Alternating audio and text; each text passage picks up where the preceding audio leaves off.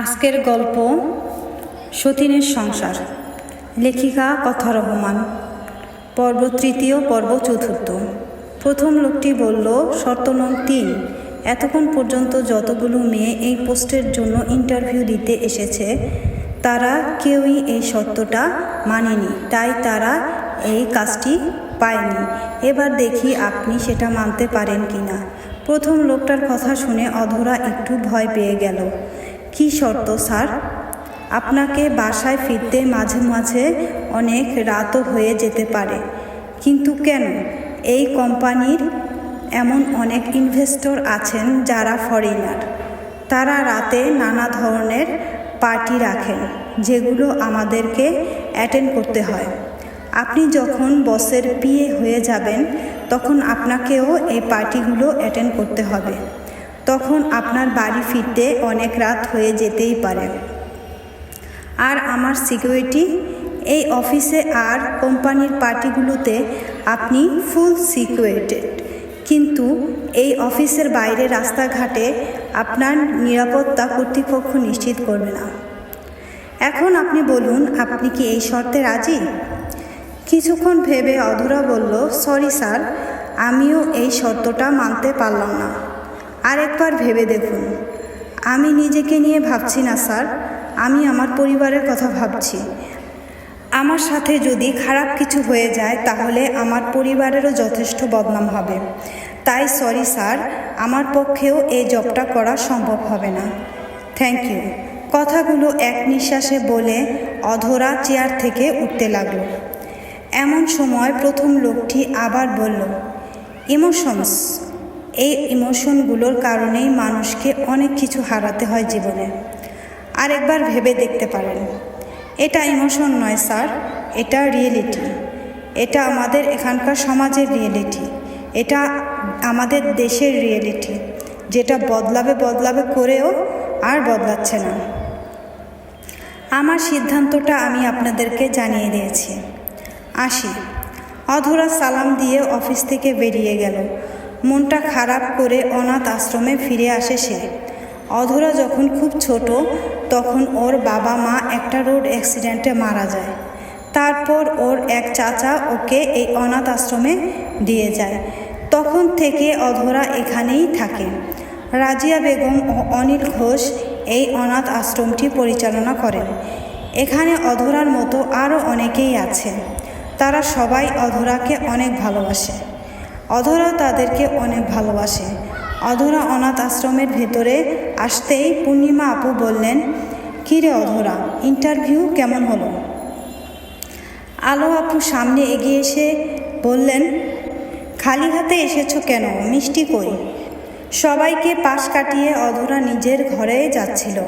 এমন সময় পেছন থেকে জেরিন ওর হাতটা ধরল। জেরিন ওর বেস্ট ফ্রেন্ড। কিরে, কি হয়েছে? কিছুই না বলে যে ঘরে ঢুকছিস? অধরা শান্তভাবে বলল, কি আর বলবো, চাকরিটা আমার হলো না। কেন এভাবে বলছিস কেন? সবাই এবার অধরার ঘরে বসে সব কিছু শোনে। সব কিছু শোনার পর আলো আপু বলল, আসলে কি বলতো অধরা, ধনী মানুষের জীবন আর গরিবদের জীবনের মধ্যে অনেক পার্থক্য থাকে। ধনীরা চাইলেই সবই করতে পারে। তারাই পারে অনেক রাত করে বাসায় ফিরতে, কারণ এগুলো তাদেরকেই সাজে, আমাদেরকে নয়। তাদের কাছে টাকা আছে। তাদের সাথে ভুল কিছু হলে তারা অনেক সময় সেটা টাকার জোরে লুকিয়ে দেয়, কিন্তু আমাদের কাছে সেটা নেই। আমাদের কাছে সবার আগে আমাদের সম্মানটা আসে। এনিওয়ে, তুমি ভালো কাজ করেছো যে না বলে দিয়েছো।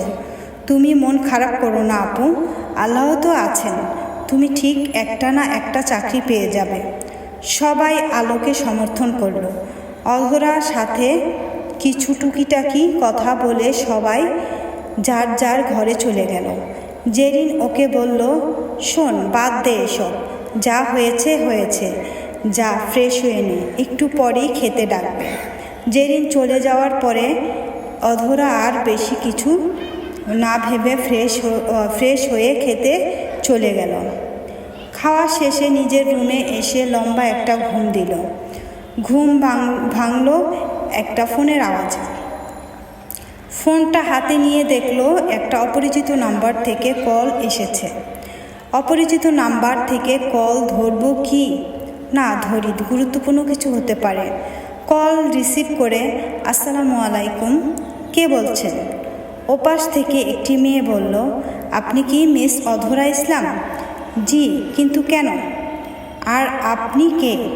আমি AR গ্রুপ ইন্ডাস্ট্রি থেকে বলছি, আপনাকে কিছু জানানোর ছিল। বলুন। AR গ্রুপ অ্যান্ড ইন্ডাস্ট্রির MDর PA হিসেবে আপনাকে নির্বাচন করা হয়েছে। অভিনন্দন, আপনি চাকরিটা পেয়ে গেছেন। মেয়েটির কথা শুনে অধরা অবাক হয়ে গেল। কিন্তু কিভাবে? মানে আমি তো বলেই এসেছিলাম যে আমি এই চাকরিটা করতে পারবো না।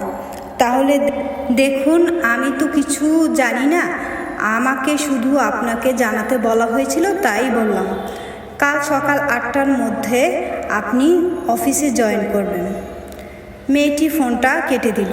কিন্তু এটা কেমন করে হলো? আমি তো না বলে এসেছিলাম, তাহলে ওনারা আমাকে কেন সিলেক্ট করলেন? কিছুই তো বুঝতে পারছি না। এমন সময় অধরার ঘরে এলো জেরিন। কী রে, তোকে এমন দেখাচ্ছে কেন? আবার কি হলো?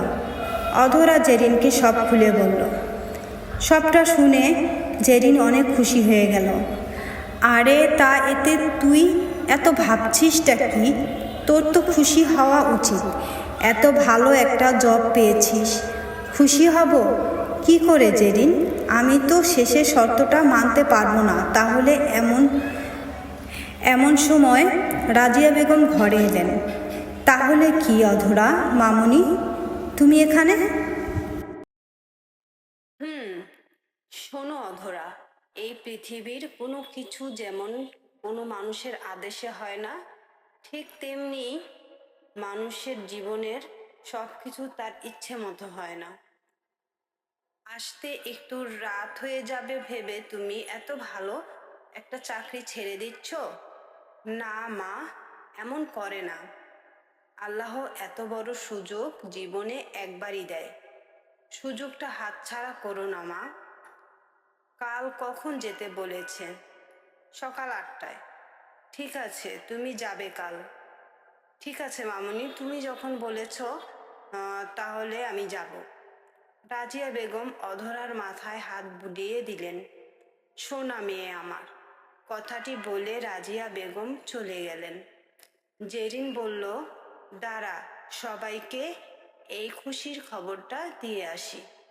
কথাটি বলে জেরিনও চলে গেল। কিন্তু অধরার মনে এখনো সেই প্রশ্নটাই ঘুরছে, কেন ওকেই এই চাকরিটা দেওয়া হলো? চলবে সতীনের সংসার, লেখিকা কথা রহমান, 4র্থ পর্ব। রাতের খাবার খেয়ে অধরা ঘরে এসে দরজা বন্ধ করে দিল। কোনোভাবেই মাথা থেকে যাচ্ছে না যে তাকে কেন এই চাকরিটা দেওয়া হলো। এমন সময় দরজায় ঠক ঠক আওয়াজ। কে? আমি জেরিন। তুই কি ঘুমিয়ে গেছিস? অধরা দরজা খুলে বলল, না, আয় ভিতরে আয়। জেরিন ভিতরে এসে বলল, তুই তো কাল অফিসে যাবি, বিজি হয়ে যাবি অনেক, তাই ভাবলাম আজ তোর সাথে বসে একটু গল্প করে নেই। তুই কি এখন বিজি নাকি? কই না তো, আয় গল্প করি। দুজনে খাটে বসে গেল। তো বল, অফিসটা কেমন? অনেক সুন্দর। তোর পছন্দ হয়েছে তো? হ্যাঁ রে, আমার অনেক পছন্দ হয়েছে। আর উনি কেমন? মানে? উনি কে? তোর বস আবার কে? ও, কেমন দেখতে রে? নিশ্চয়ই অনেক হ্যান্ডসাম, তাই না? না? না মানে? জানি না সে কেমন দেখতে, তাকে মনে হয় আমি এখনো দেখিনি। দেখিসনি মানে কি? যার অফিসে কাজ, যার অফিসে আজ গেলি, যার পিয়ে এখন তুই, তাকেই এখনো দেখিসনি? না, দেখিনি। তিনি যে তখন অফিসে ছিলেন তা তো কেউ বলেনি। আচ্ছা বাদ দে, কাল তো যাচ্ছি অফিসে, একবারেই দেখে নেব। সেটাই ভালো। জানিস, আমি শুনেছি আফনান আরজেদ নাকি অনেক হ্যান্ডসাম দেখতে। দেশ বিদেশের অনেক মেয়েই নাকি তার জন্য পাগল। তাই নাকি? ভালো। তা কে এসে? অধরার কথা শুনে জেরিন অবাক হয়ে গেল। কার কথা বলছি? কেন, আফনান আরজেদ? কে এই আফনান আরজেদ? কোনো নিউ হিরো নাকি? জেরিন কিছুক্ষণ থেমে বলল, হিরোই তো। তোর হিরো, তোর জীবনের হিরো। কি যা তা বলছিস? পাগল হয়ে গেলি নাকি? তুই পাগল, নিজের বসের নামও জানিস না। ওনার নাম আফনান আরজেদ। জি। আচ্ছা বল, অফিসের সবাইকে কেমন দেখলি? সবাইকে তো দেখিনি, 3-4 জনকে দেখেছি। তাদেরকে তো আমার কাছে ভালোই লেগেছে। বাকিদের কথা বলতে পারবো না। বুঝলাম। আচ্ছা শোন, এখন তুই আমার সমস্যাটা একটু বোঝ। অধরা একটু ঘাবড়ে গিয়ে বলল, সমস্যা? কেন, কি হয়েছে তোর? আসলে কি বলতো, তুই তো অনেক দিন একা আছিস, তাই আই নিড সামওয়ান। দাঁড়া, বুঝলাম না। আমি অনেক দিন ধরে একা আছি, তাই তোর এখন কাউকে খুব দরকার, এই কথার মানে কি? বলছি, দেখ, তুই 22 বছর ধরে একা আছিস। আমার মনে হয় এবার তোর হিরোকে তোর জীবনে আসা উচিত। এবার তোর বিয়ে করে নেওয়াই ভালো। আর তুই বিয়ে করে নিলে আমি একটা দুলাভাই পেয়ে যাব। আমার না আর একা একা সময় কাটে না রে। একটা দুলাভাই পেলে অনেক ফাজলামো করতে পার। তাই বলছি, বিয়েটা এবার করিনি। বিয়ে? বিয়ে মাই ফুট। শোন, আমার এখন কাউকে দরকার না। তোর সময় কাটছে না তো তুই বিয়ে কর। আমাকে কেন ফাঁসাচ্ছিস? আমি কোনো বিয়ে টিয়ে করবো না। করবি না? করবি না তো? না, কোনোদিন করবো না। ঠিক আছে, মাথায় রাখিস কথাটা। এখন তো বুঝলি না যে কি বললি, কিন্তু যেদিন তোর জীবনে তোর হিরো চলে আসবে সেদিন তুই বিয়ের জন্য ছটফট করবি। কিন্তু আমি তোর বিয়ে কোনোভাবেই হতে দেব না। দেখে নিস। দেখাদেখির কিছু নেই, বুঝলি? কারণ আমার জীবনে কখনো কোনো হিরো আসবে না। আর তুই এখন যা তো, কাল আমাকে অনেক সকালে উঠতে হবে। আমি এখন ঘুমাবো, যা। হাত থেকে নেমে এখন তোর ঘুম ছাড়াও আরো কত কিছু পাবে। আচ্ছা যা, ঘুমিয়ে পড়। Good night. Good night. Zerin নিজের রুমে চলে গেলে অধরা রুমের দরজা বন্ধ করে দেয় আর রাত না জেগে ও ঘুমিয়ে পড়ে। সকাল সকাল ঘুম থেকে উঠে অফিসের জন্য রেডি হলো। বেরোনোর আগে সবার কাছ থেকে দোয়া চাইল অধরা। অফিসে ঠিক সময়ে পৌঁছে যায়। গেট দিয়ে ভেতরে ঢুকতে যাবে এমন সময় একটা লোকের সাথে ধাক্কা খেলো। লোকটাকে না দেখেই অধরা বলল, সরি, আমি আপনাকে দেখতে পাইনি, সরি। হঠাৎ সে লোকটা দেখল। আপনি? লোকটা ছিল আগের দিনের সেই প্রথম লোক। I am sorry sir, please কিছু মনে করবেন না, আমি সত্যি আপনাকে দেখতে পাইনি। ইটস ওকে, আপনাকে এত ব্যস্ত হতে হবে না। চলুন। কোথায়? আজ আপনার অফিসের প্রথম দিন। আপনি কোথায় কাজ করবেন সেটা তো আর আপনি জানেন না, তাই আপনার জায়গাটা দেখিয়ে দেই, চলুন। কিন্তু স্যার, আপনি তো কোথাও যাচ্ছিলেন বলে মনে হয়। আপনি যান, আমি নিজেই খুঁজে নেব। আপনি কি সবসময় এত কথা বলেন? কি? না, কিছু না, বলছিলাম যে আপনি এত বেশি কথা বলেন কেন? যা বলছি তাই করতে কি আপনার খুব সমস্যা? সরি স্যার, চলুন। ওই লোকটি অধরাকে সাথে নিয়ে একটি রুমে আসে। লোকটি পকেট থেকে একটি চাবি বের করে রুমের দরজাটা খুলে দেয়। ভিতরে ঢুকে প্রথম লোকটা বলে, ভিতরে আসো।